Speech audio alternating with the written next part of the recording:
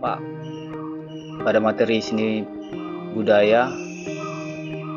Kalau minggu lalu kita sudah belajar mengenai pameran, dan hari ini juga kita akan melanjutkan dari materi kita tentang pameran. Tapi sebelum kita lanjutkan, kita mengulangi pembelajaran minggu lalu. Kita sudah mempelajari apa itu pameran, fungsinya, apa tujuannya, apa manfaatnya bagi kamu sebagai siswa.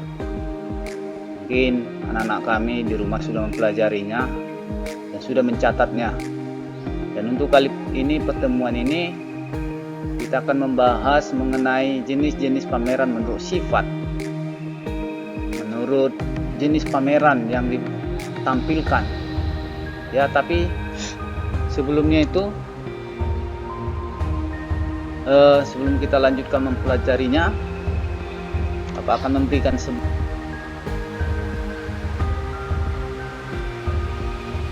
sebagai kuis atau tebak gambar, ya, supaya kamu tidak jenuh. Coba perhatikan gambar yang ada di layar laptop kamu atau HP kamu. Coba kamu perhatikan, di situ ada 4 gelas, ya. Ada gelas 4, ada gelas 5, ada gelas 7, dan ada gelas 9. Di situ ada seseorang menuangkan kopi, ya. Menurut kamu pada gambar yang ada di handphone atau di layar laptop kamu, gelas mana yang terlebih dahulu penuh? Ya, saya ulangi, Bapak ulangi. Gelas mana yang lebih duluan penuh dari yang keempat gelas ini? Ada gelas keempat, ada gelas kelima, ada gelas ketujuh, dan ada gelas ke-9. Ya, coba perhatikan baik-baik. Coba ya, lihat kopinya itu. Oke, nanti jawabannya di akhir pembelajaran ini. Siapa yang dapat nanti Bapak kasih hadiah. Hadiahnya nanti Bapak rahasiakan. Oke, kita lanjutkan.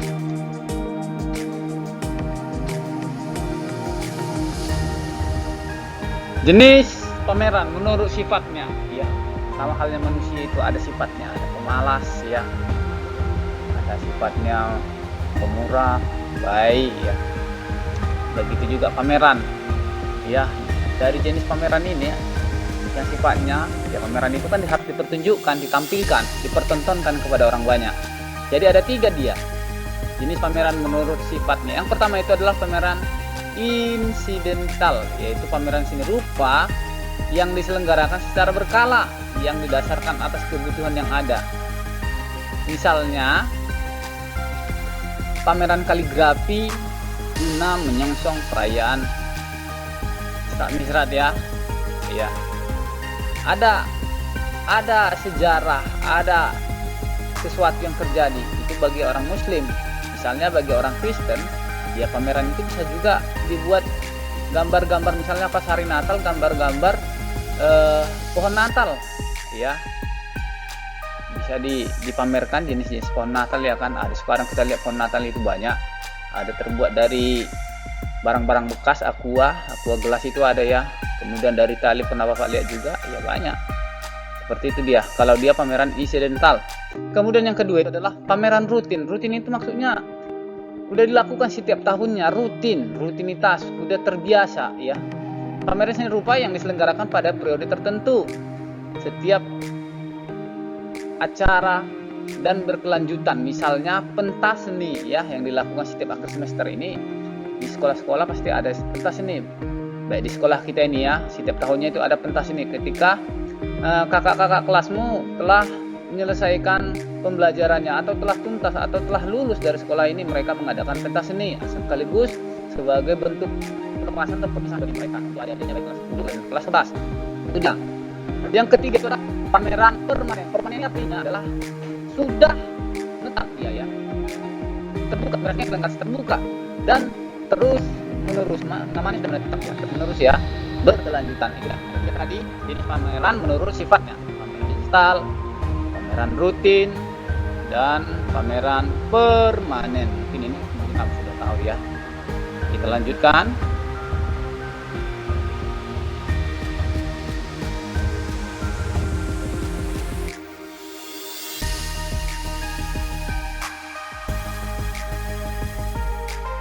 Jenis pameran menurut ragam jenis karya yang digelar ya. Maksudnya ini adalah jenis pamerannya, jenis karyanya yang dipamerkan. Yang pertama itu adalah pameran homogen. Homogen itu artinya satu jenis, yaitu pameran seni rupa yang memamerkan satu jenis karya seni rupa, satu jenis. Misalnya hanya karya 2 dimensi saja, misalnya mungkin ada lukisan, ada pemandangan, ada foto, itu dia satu jenis dia ya. Kemudian yang kedua adalah pameran heterogen, yaitu pameran seni rupa yang memamerkan berbagai jenis karya seni rupa yang seragam, ada jenis-jenisnya ya, beragam dia, bukan hanya satu jenis ya, boleh bercampur, misalnya ada yang 2 dimensi, ada yang 3 dimensi ya. Misalnya atau di satu ruangan itu yang dipamerkan misalnya tidak hanya lukisan saja, tidak, atau hanya foto-foto saja, tidak, atau hanya guci saja, tapi beragam jenis ya. Lanjutkan lagi. Jenis pameran menurut dimensinya ya. Yang pertama adalah pameran karya seni rupa 2 dimensi. Pameran yaitu pameran hanya menyajikan karya yang serupa pada bidang dasar seperti gambar, lukisan, seni grafis ya. Maksudnya itu tadi sudah Bapak jelaskan bahwa karya ini yang ditampilkan atau yang dipamerkan itu adalah hanya 2 dimensi saja ya. Seperti gambar, lukisan, seni grafis. Coba kamu ingat lagi pembelajaran di semester lalu, apa saja yang termasuk dari karya 2 dimensi itu, berarti di pameran 2 dimensi inilah ditampilkan itu ya. Kenapa 2 dimensi? Karena hanya karya ini hanya dapat dilihat dari satu arah saja ya, makanya dibilang 2 dimensi, dari arah belakang tidak bisa lagi. Dan yang oke, coba kamu perhatikan ini di bawah ini ada gambarnya, ayo selang kali itu karya pameran karya 2 dimensi ya. Oke, kita lanjutkan yang ini lagi contohnya lukisan ya, karya 2 dimensi juga. Dan kamu lihat orangnya itu hanya hiasan saja, dan ada otaknya yang porno ya, itu hanya lukisan saja ya, jangan terbayang-bayang, ih bapak ini porno, bukan, itu hanya pembelajaran. Oke, yang kedua adalah pameran karya seni rupa 3 dimensi. 3 dimensi itu maksudnya adalah memiliki volume, tinggi atau panjang, lebar, dan volume atau isi. Arti dari karya ini artinya pameran 3 dimensi ini pameran yang hanya menyajikan karya seni yang memiliki volume ruang yang sebenarnya, yaitu memiliki ukuran panjang, lebar, kali tinggi.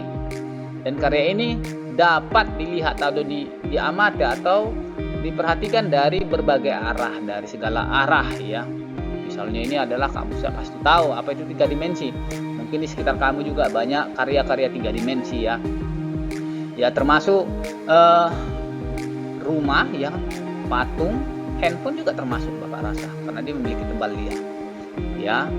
Banyak ya sepatu yang di sekitar rumahmu pun banyak 3 dimensi mungkin. Itu dia tadi ya. Coba kamu perhatikan, ini adalah pameran dari kuda ya, 3 dimensi, dia memiliki tebal liat ya. Itu dia.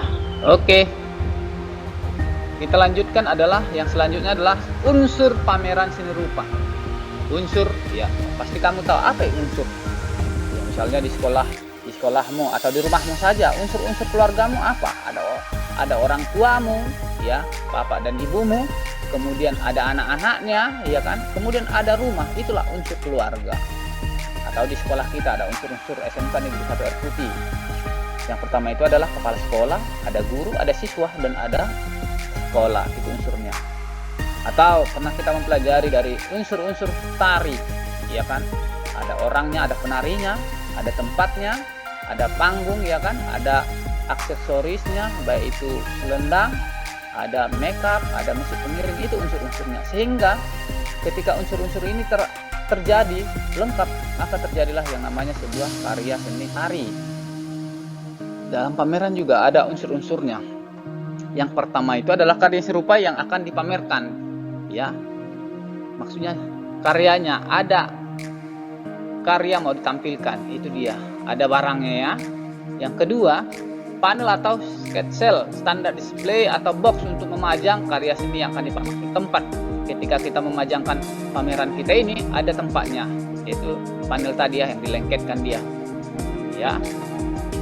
Yang ketiga, dekorasi ya. Dekorasi ini sebagai perlengkapan untuk menyajikan karya seni agar terlihat lebih indah. Misal sesuatu bahwa dekorasi ini harus ada, misalnya ada pengantin. Tanpa dekorasi itu kan tempat pengantin itu bahkan tidak terlihat baik atau tidak terlihat indah, menarik ya. Hanya seperti itu aja, tapi orang melihatnya ya, tidak tertarik lagi ya. Tapi ketika dekorasinya agak menarik ya, banyak lagi aksesoris yang dipergunakan, ada bunga misalnya, sehingga daya tariknya penikmat atau orang yang melihat pameran itu tertarik ya kan. Ada unsur dukungan.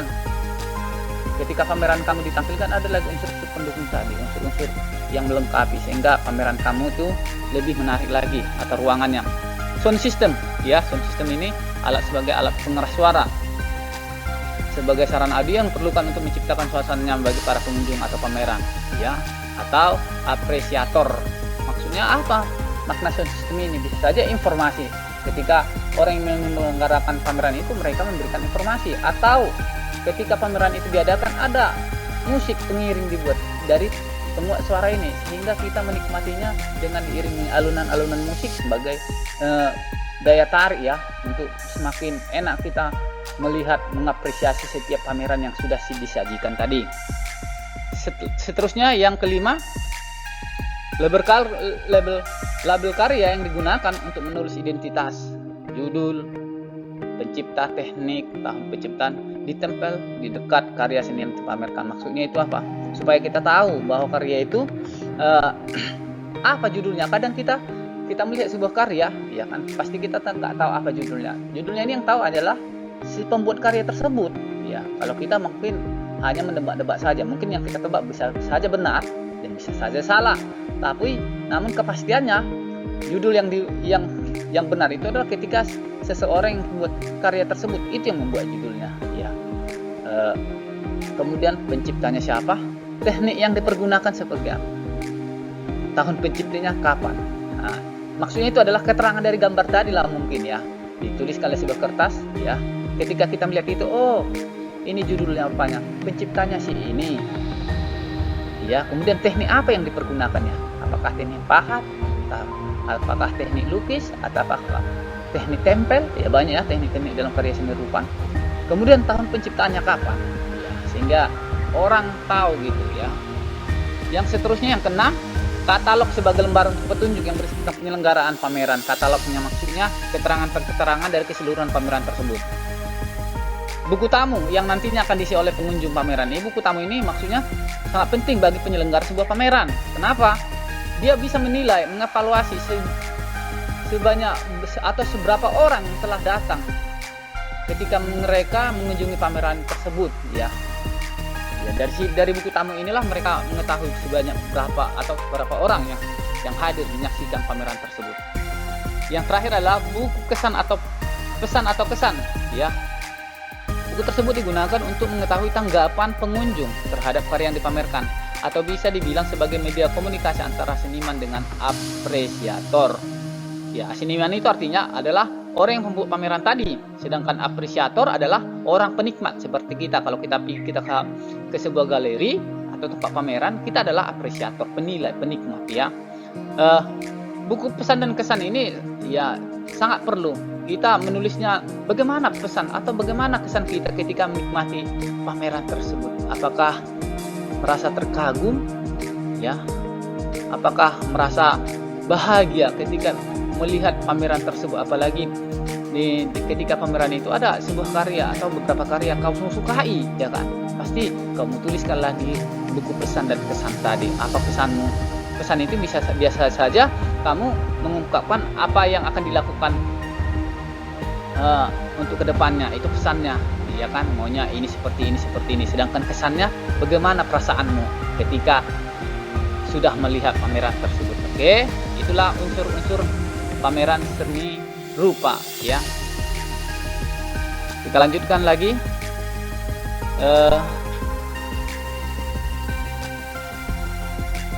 Oh, rupanya sudah habis. Aduh. Kita lanjutkan lagi, Bapak bilang tapi sudah habis. Oke. Demikian tadi penyampaian dari Bapak mengenai pameran ya, dari jenis-jenisnya, mulai dari menurut sifatnya, unsur-unsur, kemudian jenis pameran yang disajikan.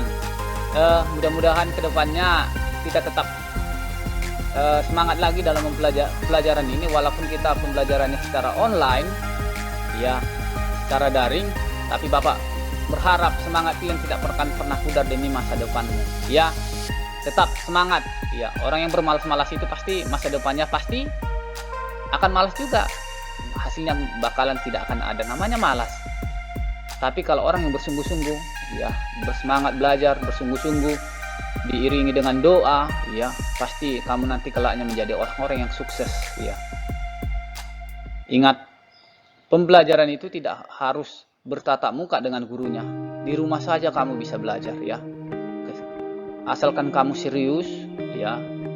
Kemudian apa yang guru-gurumu kasih tugas atau materi, pelajari nak ya. Kalau kamu tidak mengerti, boleh bertanya.